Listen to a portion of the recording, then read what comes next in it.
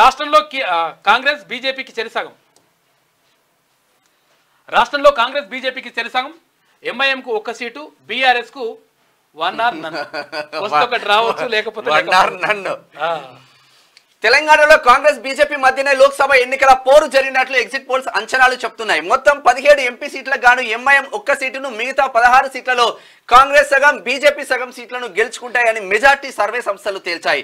10 ఏళ్లు అధికారంలో ఉండి గత అసెంబ్లీ ఎన్నికల్లో ఓడిపోయిన బీఆర్ఎస్ మాత్రం ఈ లోక్సభ ఎన్నికల్లో ఖాతా తెరిచే అవకాశమే లేదని చాలా సంస్థలు లెక్కగట్టగా కొన్ని మాత్రం 1 సీటు రావచ్చని పేర్కొన్నాయి. 2019 ఎన్నికల్లో కాంగ్రెస్ 3, బీజేపీ 4, ఎంఐఎం 1, బీఆర్ఎస్ 9 సీట్లను గెలుచుకుంది. అప్పుడు సారు కారు 16 అంటే 9కి పడిపోయింది. అప్పుడు 16 అంటే ఇప్పుడు మంచిగా అయింది, లెక్క దెబ్బ పడది.